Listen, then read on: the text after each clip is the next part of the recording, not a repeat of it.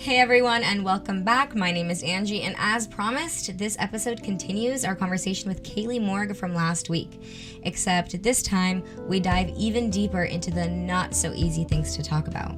We explore competitiveness in the music industry, how the true magic of a musician is their individuality, letting go of the things we cannot control, more about borderline personality disorder, and finally, Kailee's sobriety journey. Again, some of these episodes are really difficult to listen to, and this could be triggering for some, so take care of yourself. You can find Kailee's music on all streaming platforms by searching up her name, Kailee Morgue. Enjoy!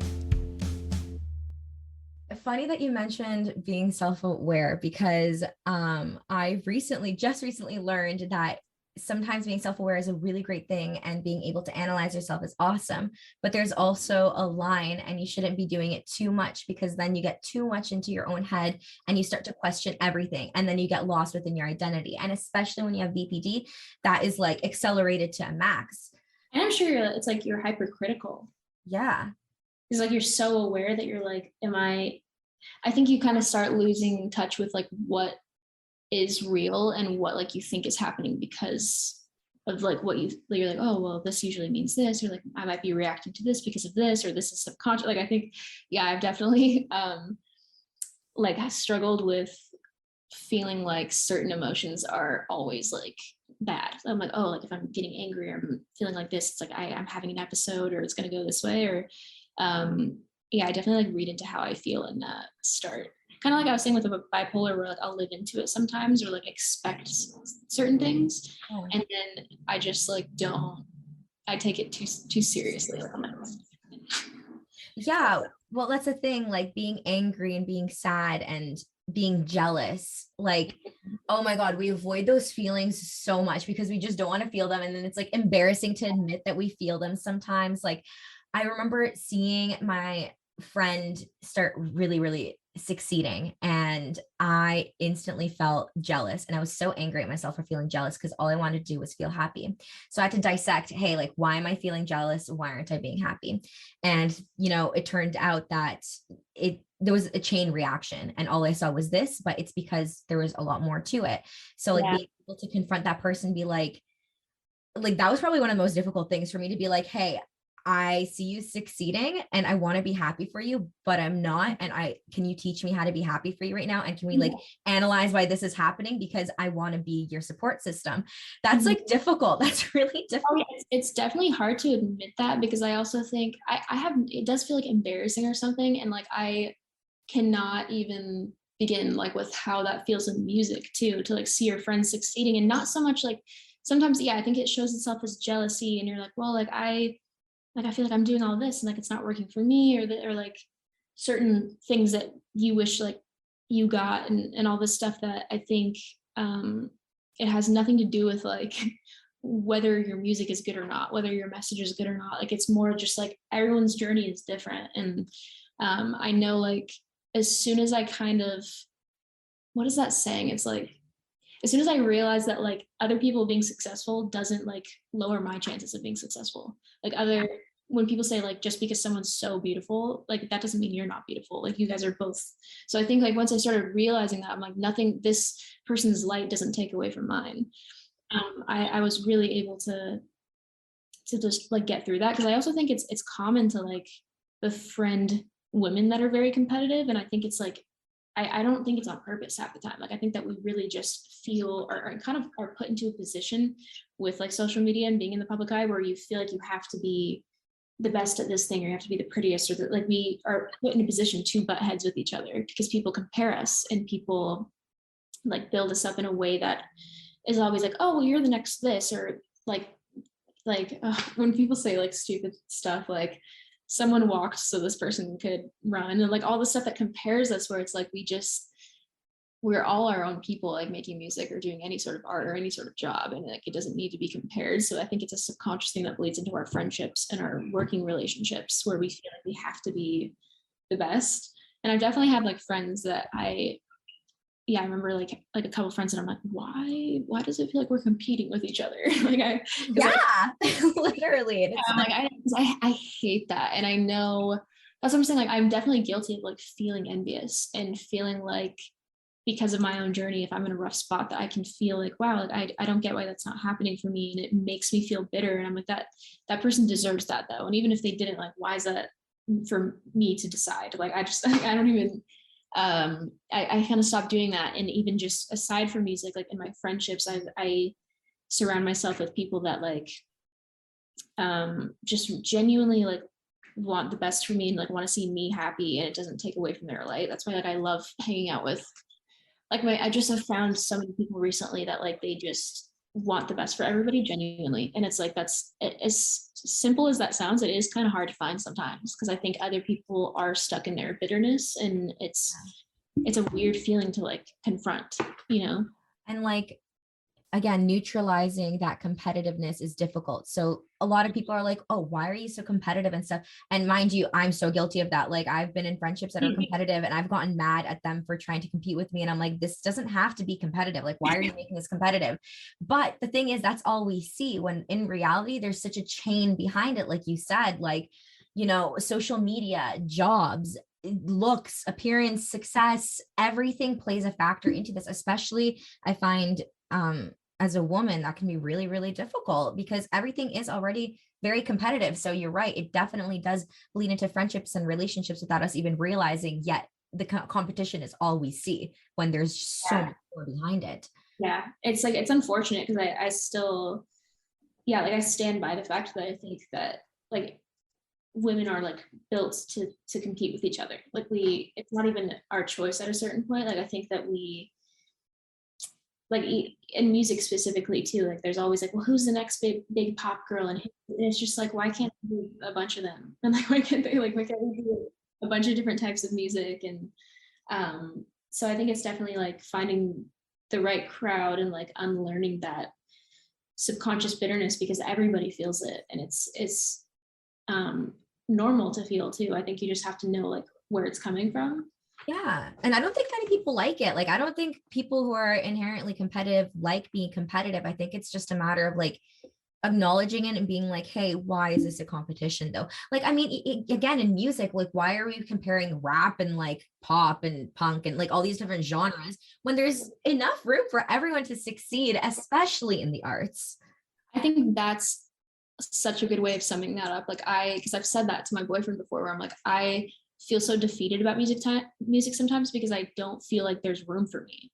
And I'm like, why do I, like, there's so hundreds of thousands of people that make art and make music and do this and that, and there's never going to be a point in time where there's not room for you, like, ever. And so it's so weird to feel like that, because like I said, I don't think it's a conscious thing that you just feel like just to feel it, you know. Yeah, absolutely. So when you start to idealize or admire an artist and you love their music, do you try to shape your music to match their style ever?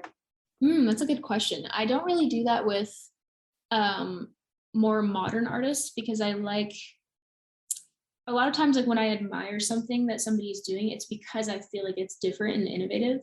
So I don't really want to like copy them, you know what I mean? Like, I don't, not copy them, but like I don't really want to emulate that, because I think what I find so special about that is that it's them. Like that's what I think is so cool about like Billie Eilish, because I think since then everyone's like, who's the next Billie and who's this and that, but it's like that worked because of Billie. Like Billie's being herself. And Yes. like the same with like Olivia Rodrigo, like all these people that get massive, it's because of who they are and like that the message that they've said. So if you're trying to be like the next like Olivia Rodrigo, Ariana Grande, it's like you can be inspired by them, but it has to come from you. Like you have to be yourself, because I think that's what, I mean, like Olivia's whole album was about something she went through. Mhm. And even if she was inspired by like X, Y, and Z, it has to be you. So that's why I think like I might take inspiration from like sonically, or I'm like, oh, I really like this song. Like it'd be cool to make something like this. But I take more inspiration from older artists, because I think that I get so interested in like right now my whole thing is like the 90s and the 2000s, and I think I get so interested in dissecting why certain songs worked so well and why certain artists had this whole fan base and this like crazy following. Like I like to figure out why did that work, and like what about them and what about their music, and try to take pieces of that to make it something that maybe like Gen Z hasn't heard before, because not all of them are listening to these weird deep cut like 90s artists, you know what I mean? So I think that sometimes that's more interesting to me, to like emulate something that I'm not sure is happening now, you know? I think that's really beautiful because I mean, you're bringing back the essence, but you're still making it your own. And it's a lot of inspiration that you gain from them rather than copying them, quote unquote copying. In terms of like being the next Billie, for example, or the next Olivia, first of all, that's so like hindering to your, like, imagine being like, oh, I want to be the next Billie. And it's like, well, you shouldn't do that to yourself. But on the flip side, I mean, imagine if everyone is like, who's going to be the next Kailee? And it's like, well, why am I already out? Like, why can someone replace me? Why can someone be me? Like, I'm so special. No one should be able to. There's like a few artists that's definitely happened to, like Billie, Lorde. I feel like it's like, who's going to be the next? It's like, they're still like, Lorde is in her 20s. Like Billie's freaking like, what is she, like 19 or 20? It's like that there's going to be how I view it is like, there's artists that are like post so-and-so. So like post Lorde to me is like certain type of artist. Post Billie is like Tate McRae, you know what I mean? So there's like certain artists that have more of a platform because somebody kind of carved this lane, you know what I mean? So like sometimes, like I feel like even ballad pop is so big because of like Driver's License. So sometimes those artists will open a door for those other artists, but I don't think that means like there's going to be a new them. Like it's just like, oh, there's like even Phoebe Bridgers is like the perfect example of that. Like there's so much like amazing singer-songwriter, like acoustic type of music that's coming out. Even like I feel like Taylor Swift was probably inspired by that when she did Folklore and Evermore. Is that one Evermore? Because I think artists open doors like that sometimes, where it's like a sound that might not have like charted on the radio is now because an artist was like, hey, like we don't have to do this, we can do this. But I don't think, we should ever take away from the artist and be like, who's going to be the new Phoebe? It's like, she just got like super famous like 2 years ago. You know what I mean? No, well, just generally too. It's like even older artists, like it's not like you're being them. Again, you're being inspired by them, but that artist, whether they're still famous or not, whether they're alive or not, they still carry so much like legend and legacy behind them, and like you shouldn't ever have to take that away from them to become something. That's like stomping on other people's head to be successful. That's just not what success is. Yeah, also like I feel like so many artists, if you ask them like sometimes like if you're inspired by something, it will really show. But I think half of what people listen to, like their music sounds nothing like that. Like if I do love Alanis. I love Liz Phair. I love, like, my favorite bands growing up were like Sublime and Red Hot Chili Peppers. But does my music sound like that? No, not even a little bit. You know what I mean? It's just like I like the spirit of it. I like how like Alanis and Liz, like there was something about them that was so normal. Like they're just normal women, like going through their 20s and going through life, and like it's emulating the spirit. I think is a lot of time what artists do. It's because I genuinely think if you ask most artists like what inspired this song, you'd be like, really? Like that song? Because Loser was inspired by a Pavement song, and I put that at my friend has like he runs my like Kailee Morgue updates fan account. I'm like, oh, can you do this for me? So he does that for me, and he makes this fan-made playlist where people like send songs and mixed with songs that inspire that I personally took inspiration from, and none of the songs that I take inspiration from sound like anything like my music. Because sometimes it's not about that. Yeah, and it's really interesting that happens. Like I mostly listen to punk and rock and stuff. I listen to all genres, but those are like my favorite too. And the things that I write is just so like indie pop. It's so different. Like I've been listening to like I'll literally get in my car and listen to like Black Sabbath and like Trapped Under Ice. I'm like just like listening to like Screamo, and I'm just like calm down, because like it calms me down for some reason. But it's so funny because I think if like my listeners probably think I listen to like pop music, like music like mine, but I think because I make that type of music, I almost like avoid it unless it's for inspiration purposes. Like I kind of go like I got super into country music when the pandemic started, because I before that was one of those people that's like, I like everything but country, you know, that's that classic line. And I really dove into it, and like just like I said, like I find it interesting to try to understand what people like about something, or if there's like a really big artist, like I'll go listen to all their music because I want to understand why certain things in pop culture are popular. So I got really into like country music just for shits and giggles, and it's like affected my writing because it's so clever, it's so witty. So you can pull inspiration from shit that has nothing to do with like what you do. So I want to like do like a little exercise where you put yourself out of your own shoes and you dissect your own music. So what do you find most inspiring about your own music? Oh my gosh, that's such a good question. I guess like what I hope that people take away from my music is like, well, more recently, because my album is coming up, by the way, which we haven't I haven't even thought to bring that up, but I have this album that's coming out later this year, and a lot of it touches on, like, I'm not sure if my previous music feels like this, but I feel like it does. I think a lot of it touches on this like nostalgic, a lot of the stuff we're talking about with mental health, like I feel like I approach those topics with like a childlike mind. Like I feel like I do it from like a 15-year-old's perspective, because that's when I started music, and that's like a lot of my BPD is from like traumatic events that happened when I was 14. So a lot of it's like it kind of I've said like it's like healing my inner teenager. And so I think that it's so I write my notes beforehand. The second thing I wrote was inner teen / inner child. yes, literally. So that's why I think I hope people take away from it is kind of that like that feeling of just when you were a teenager and like the types of music you were into and the things that like made you feel good. Like I remember dancing around to Taylor Swift and Miley Cyrus when I was younger, just like loving it. And it wasn't always happy and it wasn't always sad, but it was just like, it felt so good. And almost like Hilary Duff, Lindsay Lohan, like that type of stuff is what I've been super into. And I want people to be able to take away like the songs I write are never really about like, sometimes they're about stories and like random shit, but they're also just about like mundane things, because sometimes that's what you're thinking about, and that's what your life looks like at that time.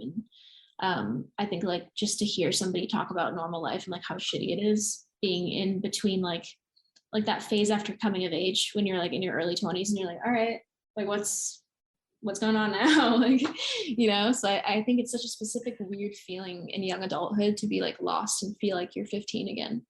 Oh yeah. And that's kind of what I want people to like resonate with, and like being nice to that version of themselves, because I've definitely like had to learn that. Well, I hope you realize how unique of a niche that is, because everyone always talks about healing their inner child. Like no one ever talks about their inner teen. My inner teen is an angry bitch that I don't even want to touch.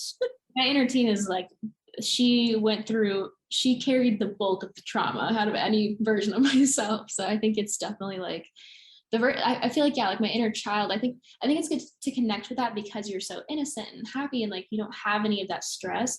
But it definitely is like, I don't need to heal my inner child as much as I need to heal my inner teenager, but I can connect with my inner child, if that makes sense. Yes, absolutely makes sense. And like healing your inner teen, I agree. Like in our teens, we go through so much trauma and it's never validated, because it's like, oh, you're young, you're fine. Like life only gets worse from here. Like if you can't handle this, you're spineless, blah, blah, blah. Yeah. And like everyone's like, you're gonna miss high school and like this isn't even a big deal yet. Like just wait till you're an adult. And I'm like, I felt worse in high school actually, because now I'm like, I have all the tools to be able to deal with some of this adult stuff, and like not even, because like there's shit I can't handle, but I feel like it's a little bit more under control because I'm more mature and I have a little bit more of that like strength than when I was like 14. I would cry over anything. If someone raised their voice, I was like, so it's just like not, I think I'm just in a different place mentally, even though like shit sucks. I think the type of stuff I deal with now,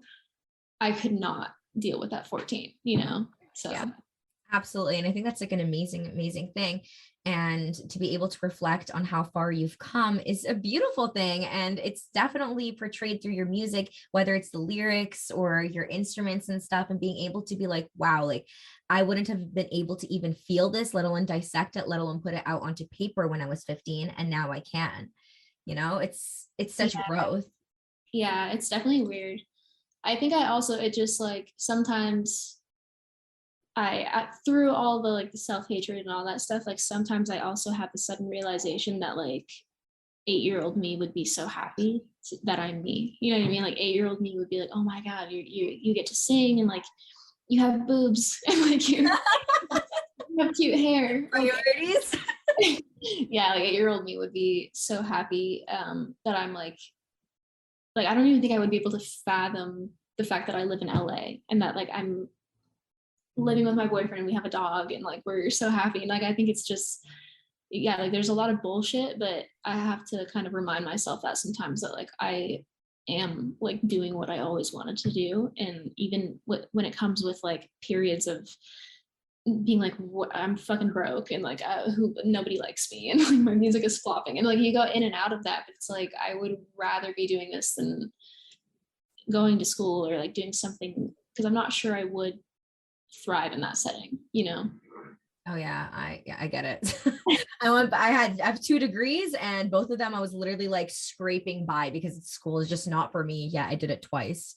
So it's just You probably that's such a cool thing though to like, because my sister also she's a nurse right now and she just started she just finished nursing school and she's like working in hospitals now, but she was like like she dropped out, like got terrible grades, like so unmotivated, and I think it's probably so rewarding to like know how hard it was and that you didn't want to fucking do it and you're like, cool, I did it. Like that weight and that like proving to yourself that you can get through that is probably so rewarding. It is. It's very rewarding. That being said, I do stand by the fact that school is not for everyone, and it's okay because there are better things on the horizon for you. If it's not like better things for you, I mean, not better things in general, because the fact is that there's not one thing that's better than the other. It's just like artists, not one artist is better than another necessarily. Like there's no competition here. It's just what's best for you. And that's really difficult to I understand. also think that like the traditional like you get married, have kids, you go to college, like all this, that way of thinking I feel like is starting to become outdated because there's just so much to do, like so many things that you can be. And like I think I'm definitely going to teach my kid, if I ever have kids, like teach my kids that like you don't have to go to college to do what you love and like make money and be successful. Like it's definitely a, times are changing. So Yeah. So it's, we're talking about doing what you love. And I remember going through a phase in my life when I was so depressed that there's just nothing that I loved. And that was so scary for me because I was like, who am I supposed to be if I'm not passionate about anything and I don't love anything? So that was like a part of my inner teen, like my teenage years. But how do you cope with that when you just don't really love anything? So what do you do? I I don't think I've ever been in a position where I didn't love music. So like I think that that's part of the answer. Like I've always loved music. I started writing songs when I was 8. I recorded my first song when I was 12 in my aunt's closet. Like I have always loved music. Like I remember until I was 14, I was like, I'm gonna be a singer. Like, what do you mean? That's what I'm gonna do. And then like I got to that age and was like, oh shit, like I have to figure that out. Like it doesn't just, you can't just decide that and be that. And At that time is when I kind of started being like, what am I going to do if I don't do music? And I felt this, yeah, I felt like that. Like I was like, I love this thing, but the chances of it working out are very low. I'm probably not going to make money. My GPA was fucking 2.3. I was which is so funny because I was terrible in school. I was terrible in English, which is so funny because I'm like, I can write, but I was really good at math and terrible in English. And I was just like, what do I do? And I thought that I still think to this day, like, even if I end up having to go back to school or I like want to do something else, or I had to not be an artist, I probably would do something that feels similar, like helping people or expressing myself. Like my dad, like I said, he was a painter for, I don't even know, like 45 years. And he dealt with some substance abuse. And then he got clean and went to rehab and then became a therapist. And now it's like, he's like probably late 50s. And it's like, I'm like glad he figured that out and found that thing. And like, he's just so in his element. Like, it's so like, he's gained weight and like he has a little beard and like, he's so cute. He has like little glasses. He's just a cute little therapist. But yeah, I think sometimes you don't know like what you love and you definitely stumble into it. But I think it's like the core of like why you love the things that you do love, which is like music. I think it's expressive and it's helps people. So that's why I was like, okay, well, if I don't do music, like I probably would look into like being a therapist, or like I love psychology too, which is why I was like, I maybe would do that, or like maybe be a teacher or like something like that. I think it's like figuring out the core of why you love certain things, but with creativity, I think that there's always room to try, like with being an artist. And that's kind of what I did. Like when I graduated high school, I was 17 and I like talked to my mom and I was like, can I just take 1 year off before between like graduating and going to college so that I can just try to figure music out. And that's when I got signed. But I think it's like really just going for it and not being like, well, like maybe this will work out. I don't want it. Cause I think some people protect themselves. So I'm being like, okay, if it doesn't happen, I don't care. I'm not really trying that hard.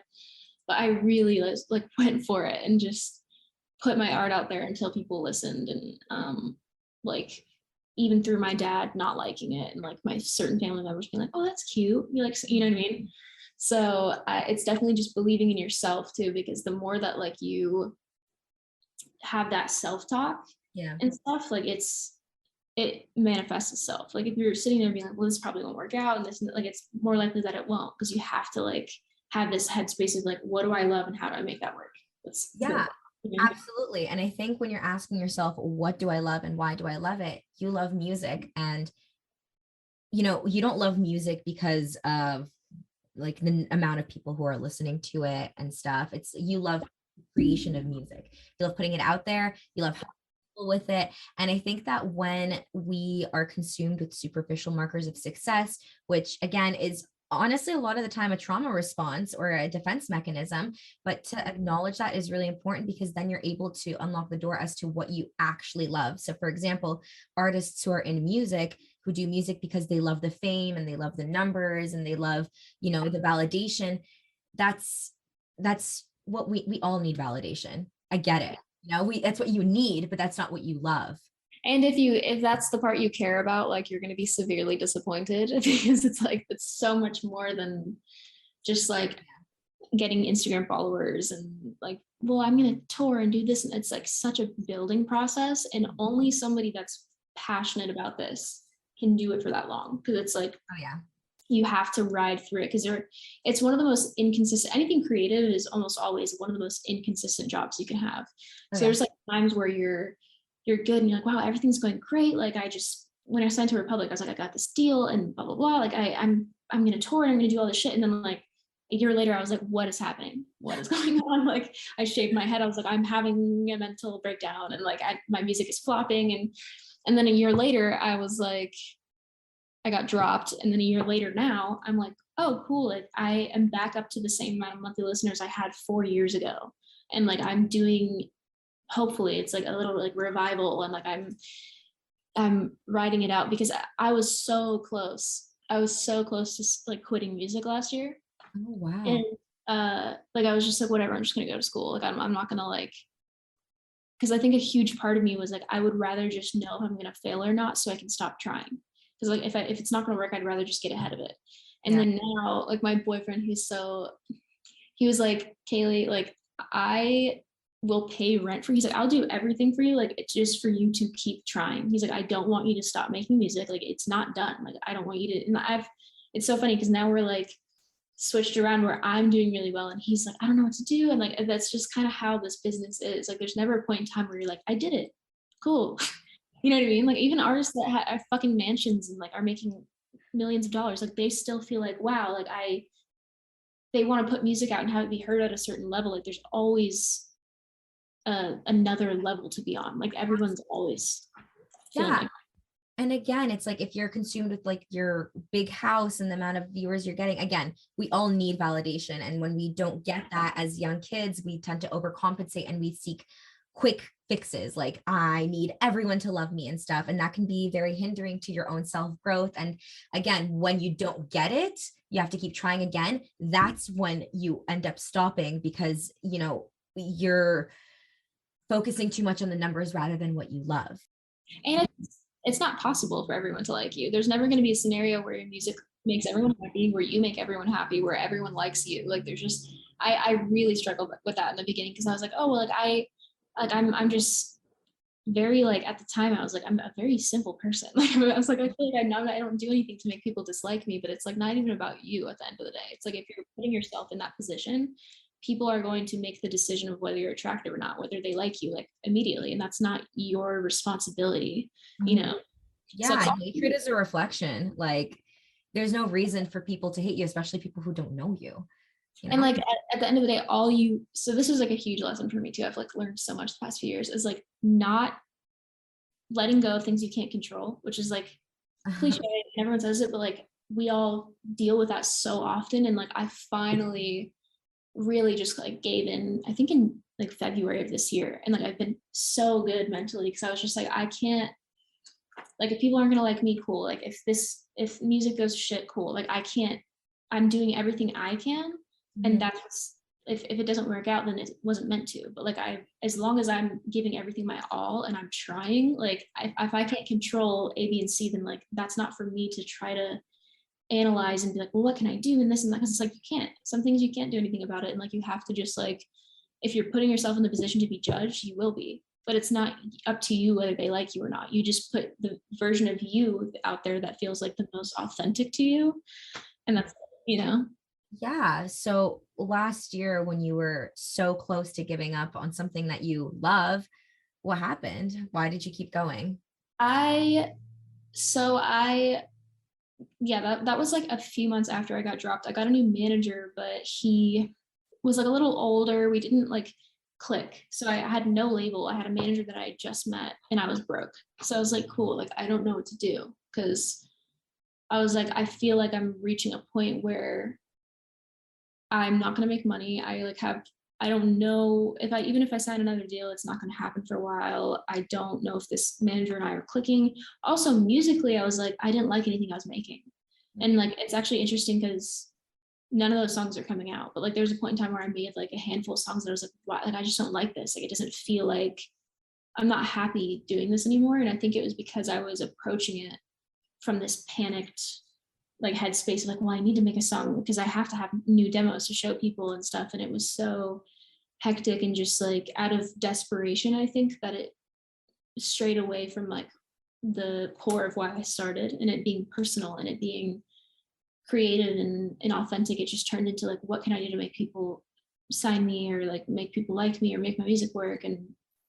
Um and that was like around the time I had like the craziest hair I'd ever had because I was like, I need people to like care about me.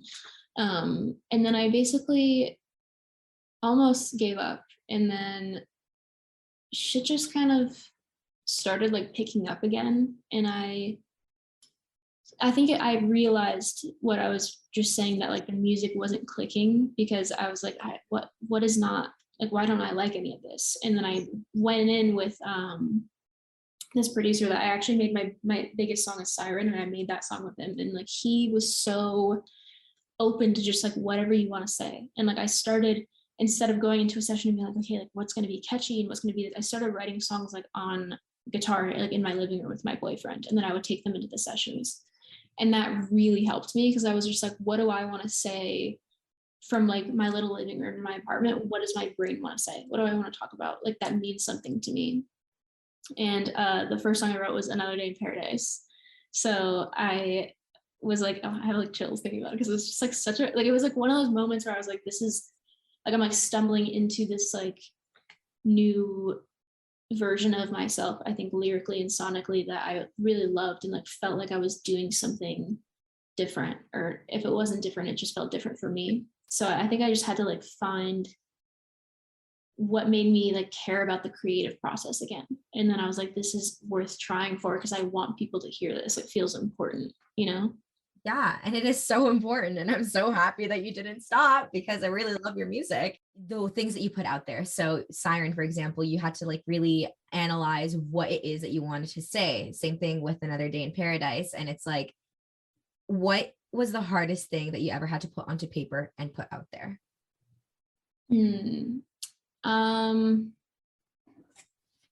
I don't know if I have anything out that was like as hard for me. Probably like still felt like that because it was just so vulnerable. Like that was a song that I had just sitting for a while. Oh, you know what it is? I have this song called March 14th that's on SoundCloud. It's not like out, but it's on SoundCloud and I think YouTube. And that was a song I wrote after Hunter passed away. And it was like about just, I guess like basically in the lyrics, I was trying to like convince this person to stay and to not like feel, to like sit with that like suicidal ideation and not give into it. You know what I mean? So like that song was fucking, I still have one that I wrote specifically about him passing that like I have and like no one's ever gonna hear it, but I sent it to his family, but like that was fucking brutal. And I have some songs that are like that like I just use for coping, that like I think I know when I'm writing them that I don't really want them to come out, you know. So a lot of the stuff that's out is like I'm comfortable with them being out. And I think the only one that's like it feels so weird in retrospect is Fuck You, because that was about him.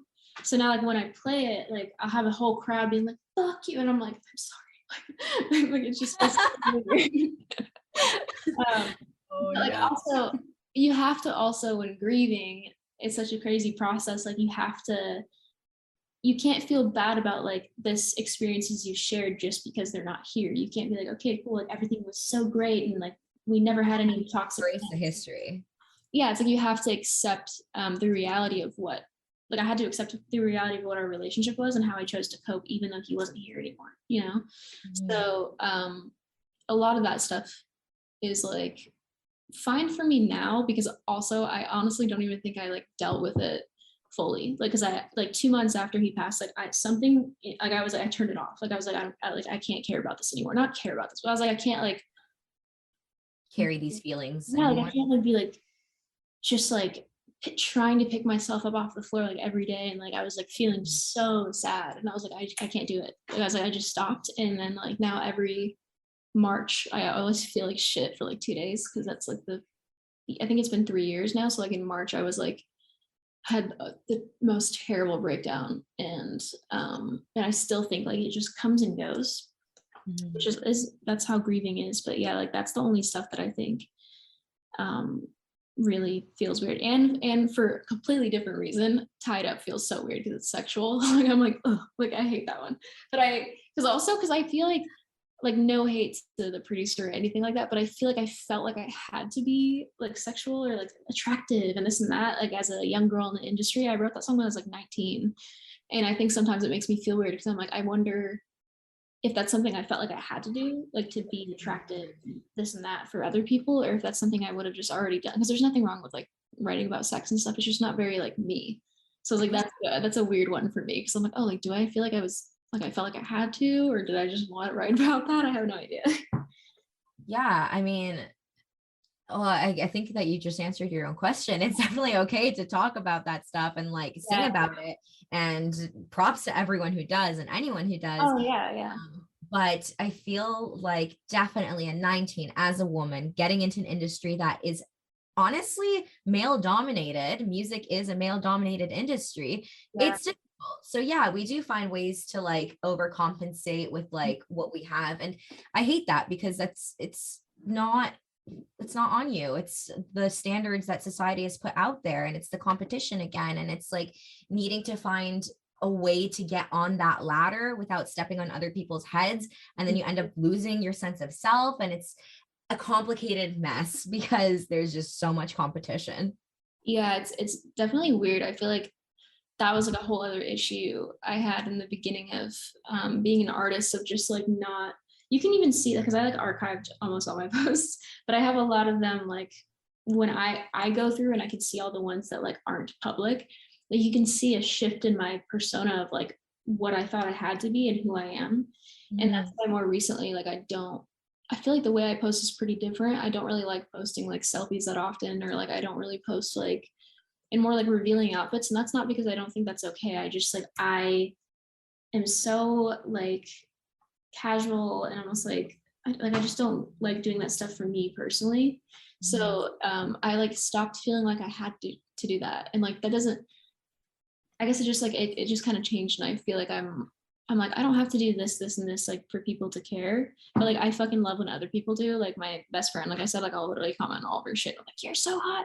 But I was like, I just don't like doing it for me, because like I feel weird when people see me or like in a certain way, I'm like, oh my God, like this feels so weird. Or like I was like buying underwear the other day and I was like, oh my God, everyone's like thinking about me in this underwear right now. Like, so I get so weird sometimes. I'm just like, oh, like I can't control like how I'm being perceived, and like people are so weird. I don't know. So yeah, I've definitely like I have a habit of just suddenly being like, I'm gonna wear sweatpants and a hoodie for 5 days straight. Just like I don't want anyone to perceive me. I get that. And again, that goes back to being a woman. Yeah. It is one of the struggles. Absolutely. So, I mean, it really sounds like you've developed who you are and you found at least a sense of who you are. And that's something really relatable. Like for the longest time, I had blonde hair and like no bangs, and I was dressing exactly like everyone else because I was just so desperate to fit in. And now I'm like, oh my God, like I don't actually care. And like, Love this hair on you though. I love it. thank you. But if you can describe yourself in 3 words then and describe yourself in 3 words now, what would those 6 words be? When I was 19, definitely naive. And Mm, I think I was naive. I was very loving. Like I was very like it's not one word, but like I had my heart on my sleeve all the time. Like I was just like, that falls hand in hand, like being loving and naive. yeah. Like I was so open to like I kind of just expected people to like treat me the way I treated them. And I was like, that's not how the world works. So like I have to, but I think I was naive, loving, but I also was like very, I wish there was a better word for this. Because I feel like I'm like ambitious, but I almost mean like hungry. Like I was like so determined. Like I was like, I had this hunger for like creativity and music in this way that I think as you get older, you get a little jaded to the industry. So you're like, oh, this is like so cool, but it is kind of sucks sometimes. But like I was in that like beginning phase of like my life is so fun and like I have so many friends and like music is a dream. And so I was definitely like ambitious in a way that was like I would just grab everything I want. Like I was like, I want this. Like if I want to be this type of person, I will be. If I want to like do this. So I was very much like, Hungry. yeah, hungry. And like I think I don't regret that though, because that's how I got my deal. Just like writing songs every day, posting them on Twitter, even if it got 20 likes. Like I was like, I'm going to keep trying and trying and trying. And I think now I would say I'm balanced or grounded, because I think I'm very, just like grounded in who I am. And so I'd say I'm grounded. I would say I'm, some of these like I hate the words themselves, but like I know what I mean by it, like mature. Like I think that I've learned so much, and I have like really, really just stopped being so like the world revolves around me, because I think it's normal to feel like that when you're a teenager and like you think everything that happens to you is the end of the world, and like because you're so used to the world being about you when you're a child. And so I think now I've definitely like gotten past that, and I would say like empathetic to add on to that, because I've always considered myself empathetic, but I think more recently, like I've really understood what it means to like, I guess not only know how other people are feeling, but like give a shit about it. Cause I think so many people can like put themselves in your shoes, but they might not care. Like cool, like I get how you feel, but like I don't really give a shit. So I think I have really gotten better at just like being aware of how the things I do affect other people, because I kind of struggled with that in high school, and like it was hard for me to keep friends, especially because I come from a big family. I have like 8 siblings and stuff, so I think having like a built-in friend group, you know what I mean, like I didn't need friends, I didn't need any of that. So I think it made me feel kind of like I didn't know people's value in my life until like I had kind of gone through a few different friends, and it was like, wow, like I need to start making an effort and like caring about people in that way, that I want them to care about me, and that I care about my sisters. And so I started like practicing my empathy, and also like my affection, and like how I like validate other people, because I think a lot of times that's something that we all should practice, and it seems like everyone knows this, but to just like tell somebody what they mean to you is very important. And like I've gotten a lot better at keeping in touch with people, and like just saying like, hey, like I just literally, even with Ricky, I'll be like, I see you every day, but like I love you. And like I'm very like make a point to, and my mom too, like my mom's dad, my grandpa, he passed away like a year ago, And because of that, like I've seen her go through so much, and like I now regularly like just feel like telling her like you're like, I think you're so strong, and like I'm so glad you're my mom, and like just this and that, because I think you forget sometimes that like you should not only that you feel that, you should say that, but that sometimes like people need that. And my mom is definitely one of those people that's kind of soft and sensitive, so like I like to kind of reassure her sometimes.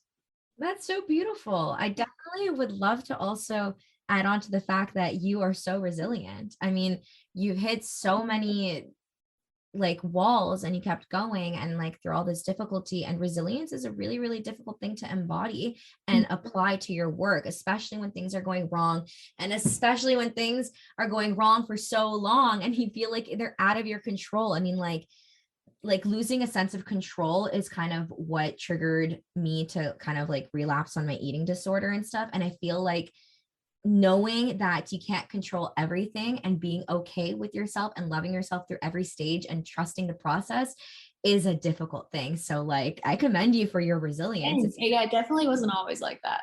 Like there's a lot of shit that I was like, I don't know if I can like survive this or like deal with it. And I definitely like my eating disorder habits too, like also started from control. And like in the beginning, it was very much like, yeah, controlling what I eat, what the like all that stuff. Because I was just like, I don't feel like I have that anywhere else. And like I needed that so badly. And that became something, yeah, as I got older, like I also think it's something that like just naturally happens, because I think the more that you get through things that you thought you wouldn't survive, or you thought like Yeah, it's gonna just like rip you apart, you're like, okay, cool, like I did that, I can do this, you know what I mean? Because there's certain like big events in my life that I'm like, if I can do that, I can deal with this, you know. oh And yeah, it's important to know that, and also to like the more life that you live, and like the older you get, I think you just there's certain feelings and things that you think are never going to change. And like I remember with certain boys being like, I'm never going to love anyone, like I love you, you know. And then 2 years later you're like I don't even remember like my first boyfriend's name for real. Like I was like thinking about the other day, and I was like, what is his last name, like what? And yeah, so it's just so funny because you don't, there's certain things that you think like are gonna just ruin you and like sit with you for the rest of your life, and then like you don't even, that's something that you can only learn from time and just like seeing everything you've been through, you know. absolutely.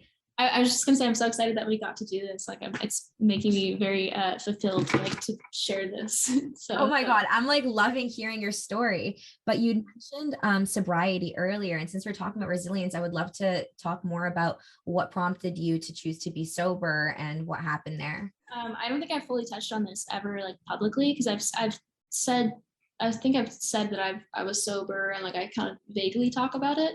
But yeah, I started dabbling with like drugs and alcohol when I was 15.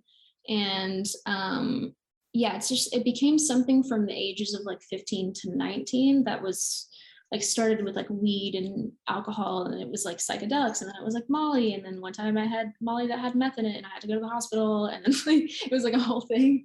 So I had a lot of bad experiences. Like I crashed my car when I was on Molly.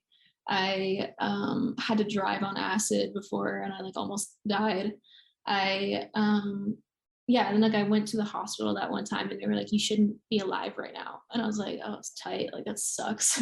But and then, like I like bit, because why I went to the hospital was I fucking bit through my entire lip because I was like rolling so hard. Oh, And no.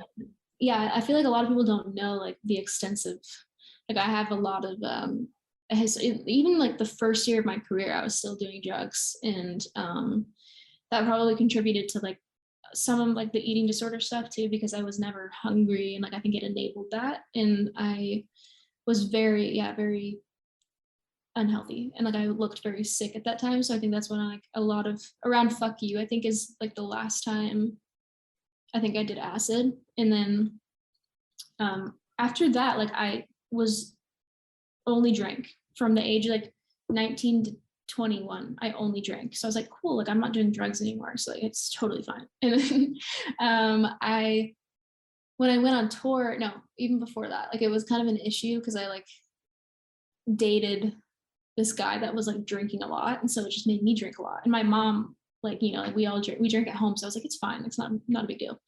And yeah, it kind of became, I have an addictive personality too. And like I said, my dad is an alcoholic. Like my dad is, he drinks like 6 beers a day and like doesn't even feel it anymore. Like he's gotten like, he had like a breathalyzer when I was younger, and like I would have to blow in it for him. Like he's had some issues. And so I already knew I had like an addictive personality. But then when I went on tour, I started dating somebody too that was like total alcoholic. So it even more like just kind of set me off the rails. And then when I found out that my ex died, I like fucking drank myself to shit all the time. Like the night that I think the day after I found out, like I blacked out. I woke up in my partner's bed and I like my clothes were like half off and my lip was bleeding. And like I was like, what the fuck? And I had like bruises and I was like, what the fuck did I do? And like I remember that previous night, like I was like so fucked up that I was just like, whatever, like let's get Coke and let's do this and that. And then I luckily, I think I like went upstairs and like passed out before we got it. But like I was just so deep into like just trying not to be anywhere, like just being like, I don't want to remember this, I don't want to feel this. Distracting yourself. Yeah, and it was very is like, yeah, it was crazy. And I started like self-harming and stuff. And then after that, I went home, and because I was in the UK, and then I went home, and my family, like, first of all, my family is never gone. There's so many people in my family, they're always there, but I was home alone for 2 days. And I went to Hunter's funeral. So I went to this funeral and went home to this like big house because we have all those kids and stuff by myself. And I was like, I'm gonna fucking freak out like if I'm like here by myself. So I slept at Hunter's best friend's house that went to the funeral with me because I was like, I can't do this. Like I'm gonna freak out if I'm by myself. So then after that, my family got home. I was just like, I was very close to going back to like a behavioral center because the whole reason I was in there when I was 14 because I attempted. So I was like, I feel like I'm getting there and I don't want to. And then I like talked to my mom. I went to LA and started making music again, but like I was like, I'm gonna be sober. And then when I met Ricky, he's drank like once in his life. He's gotten high once in his life. And he's like, yeah, just don't do that. Like I have a really bad history of that in my family and stuff. And like that really helped me because I was like, I needed to be with somebody that wasn't like, yeah, let's just go get fucked up. And like none of my friends were like that. I didn't have anybody in my life, I think, that was like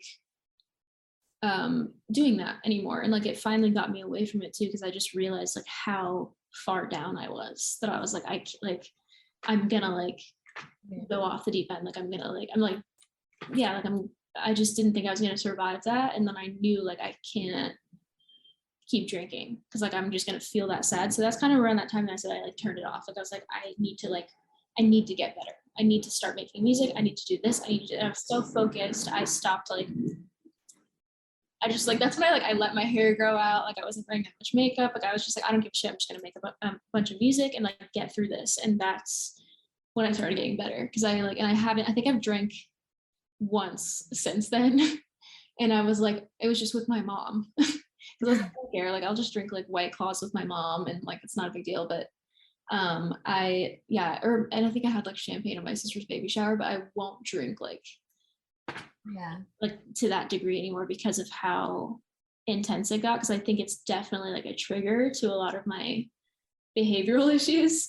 So yeah, but I'm like glad I got to share that because I guess like I don't talk about that stuff with my fans, and I don't know if people know, even like when shit seems a certain way, that it's like just it, like I was just mentally not there. And I think it's important that fans know that like artists, even that seem perfectly fine or have so many friends and do all this and that, can be like dealing with that behind the scenes. And it seems just like a party life. It's like cool, like you're just going to parties and you're like having fun. It's like, no, half those people are so sad and like so miserable. Like, and I was gonna say, like, the music industry must have so many triggers that must like influence you to maybe think about it again or something. Like the music industry is inherently, at least here in Toronto, it is kind of a party scene. And there is drugs and alcohol all around all the time. So it's difficult to cope with that. Yeah, well, that's the biggest thing with tour. because I went on, it wasn't a full tour, but like I had a few shows in January. It was like a little like 4 or 5 shows that I was gone for like a week and a half. And every night, like they were like, "Oh, do you want to drink?" Like they would have alcohol in the green room and stuff. And like it was very hard, but I was just like, I can't drink. Like I just know myself. Like I know as soon as I say yes, I'll be like, "Oh, I'll just drink 1 or 2," because like, I like to think like if I just drink 1 or 2, it just like loosens me up a little bit and then I'm fine. But then I'm like, so I kind of lose that self-control when I'm in that headspace, and I know that I'll just want to get fucked up.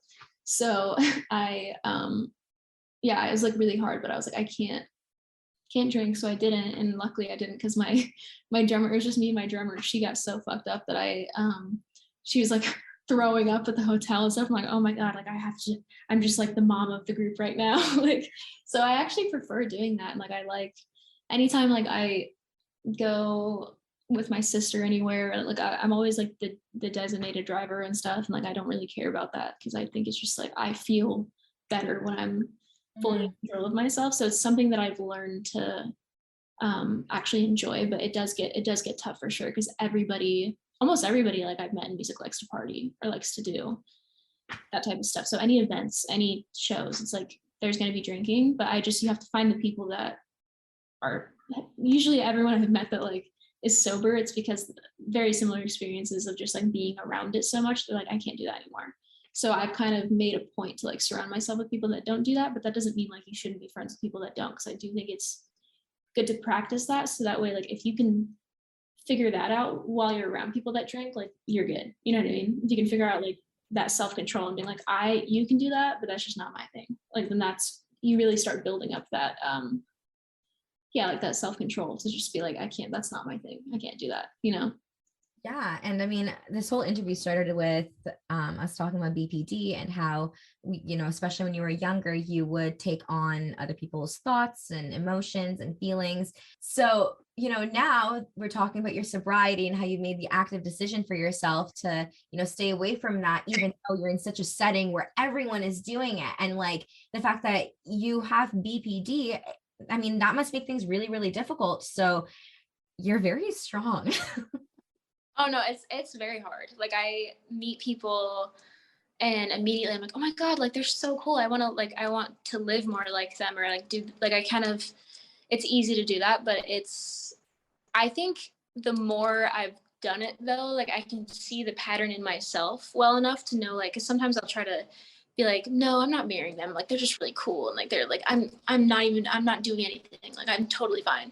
And I've done it enough now where I know better than to be like, okay, like 'cause, for example, like my friend Cheney, I keep bringing her up. By the way, you should reach out to her. She has autism and she has ADHD, and like she's so open. But she, for example, like we just started hanging out like a month ago, and she was like, oh, like you should read these books I like. And like when I tell you, I've read 20 books she likes, because I was like so interested in them.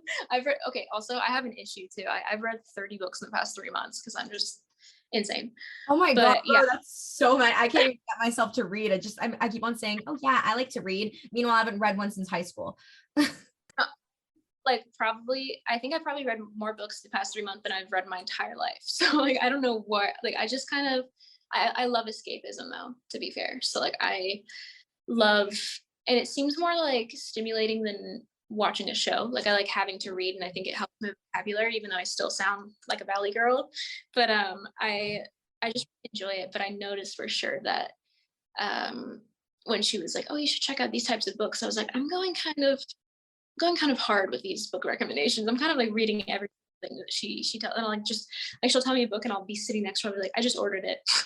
And like I get very interested in what people are interested in. And like that's how I was with Ricky at first too, because he is like super into collecting horror memorabilia. So he has box sets and like horror collectibles and stuff, and he's into all like the classics. So, like when we first started dating, I was kind of into that stuff. So I was like, oh, I want to collect some box sets and things that I like. So I kind of pick up from people and like and maybe that comes more from a place of like it makes them so happy that like I just want to understand it, and like I want to get into it too. So like when he gets super into something, like recently he was into like he's been super into the Beatles, which luckily like that's my dad's favorite band, but like I kind of dive into whatever he's into like with him. So we'll watch like we watched that Beatles documentary, or going to, and like we'll watch YouTube videos and interviews and all these. I'm like, I want to see it too. Like I want to dive into every thing you're interested in.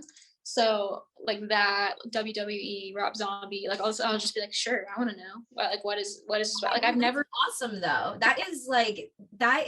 That's one of the great faces of BPD. So like I'm a strong believer in that. Of course, like these mental struggles are really, really difficult to cope with, but each one of these mental struggles do bring such skills for you. Like your skills to empathize are probably off the charts. Like your ability to be able to be open-minded and like dive into something that, you know, others might not necessarily be interested in is amazing.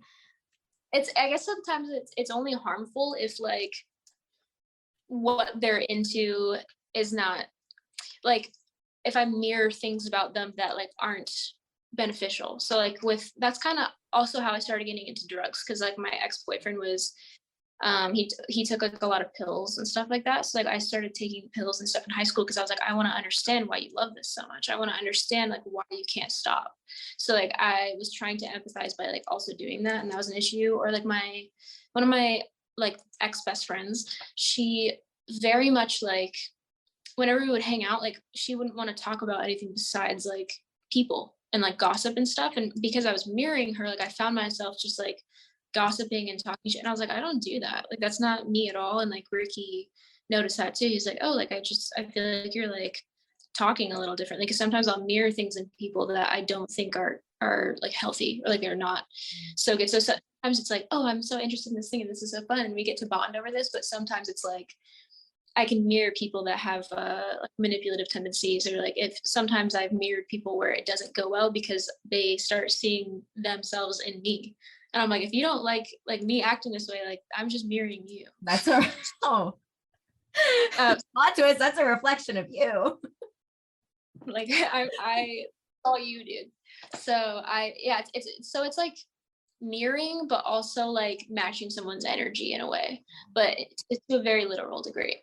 So I've definitely gotten better at that though, because like in theory it's like great, and people with BPD, when you're friends with them, it can feel like they pick you up and like you're on a pedestal, and like they care about you so much and they're so interested in all the things you're into and they act like you, and it's like very endearing. But it definitely comes with like, it can be draining. And I think for me too, like I've had to notice like when I'm just trying to like appease somebody or agree with them because I care about them so much, and I'm like, wait, but like I'm not really okay with that, or like I don't really like doing this, or I don't feel that way. So like I kind of have my own like realization sometimes in friendships and relationships that I'm wait, like if I'm not like having fun, or like if I'm like mirroring in a way that is like hurting me, I guess, or that's just not like at all, and with that doesn't align with like who I am, I guess, is when it, because then I feel like they love me for like this version of myself that's like what they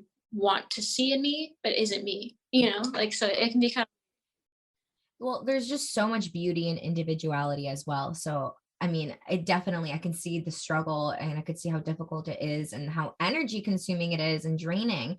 So definitely, I'm sorry, despite the empathy, there's definitely a huge struggle there. I would love to like point you in the direction of people, artists I know that like would really love talking about this stuff too, because I think it's such a great idea, and it's like it's like a therapy session. It's awesome.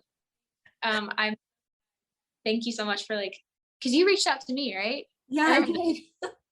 I was like, oh my God, that's so cool. And I like told my manager I wanted to do it. And I just think that like more people need to do interviews with artists that like are about music, but about them.